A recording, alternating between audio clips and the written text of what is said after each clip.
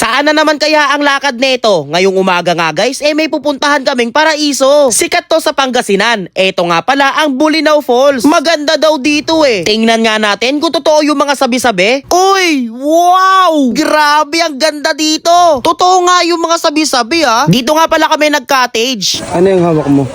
Oh, emperador. Oh, hindi sa akin to kay Papa to Baka mamaya ako na yun. Grabe guys, napakalinaw ng tubig dito. Ngayon na lang ulit ako nakakita ng ganito kalinaw na tubig. Isa nga sa pinaka gusto kong nature trip mag-ilog o mag-falls. Basta tubig tabang. Di kasi ako marunong maglangoy-langoy Kaya mahilig lang ako pumwesto sa mga gedli-gedli. Malalim dyan, Koy? Ha? Hanggang dito. Abot pa pag dito. Dito malalim yan. Ito. Yan, malalim yan. Ako sobrang lalim na tol. Narinig nyo naman 'di ba? Sobrang lalim daw banda doon. Kaya dali-dali na nga akong naglublob sa ilog. Yung mga lagpas talampakan lang tapos maglulublob ka at magpapanggap na pampers na lumulutang. Nandito lang ako sa gilid, nagtatampo. Hala si kuya nagre-relapse.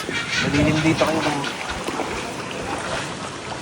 Sarap lang maglakbay, pasukin ang mga pinto. Umawa ka sa aking kamay, hanapin ang mga... Ano yung tuyo?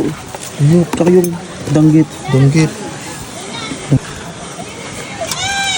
Ako, manalagay ako sa hipon. Diba?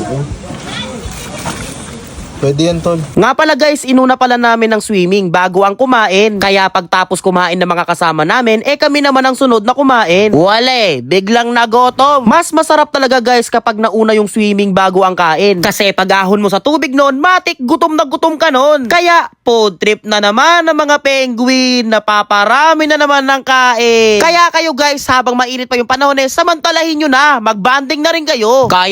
Kaya nalaglag. Grabe guys, tingnan nyo naman kung gaano kaganda dito sa Bulinaw Falls. Sobrang linaw ng tubig, ganitong nature trip ang gusto ko. Sakto lang yung lamig ng tubig, tapos napakalinis. Yung kapatid ko, hindi marunong lumangoy yan, pero ang lakas ng loob Ako kasi, kahit naka-vest talagang wala akong tiwala Baka kasi pag tumulan ako, talagang dire-diretso yung paglubog. Paano mo malalaman kung hindi mo pa nasusubukan? Wala takot ako Ano magagawa mo Kaya sa mga pupunta sa Pangasinan dyan wag nyo kalimutan ang Bulinaw Falls. Sayain mo na ang tropa at pamilya mo dito. Siguradong mag-e-enjoy kayo. So hanggang dito na lang Bye-bye!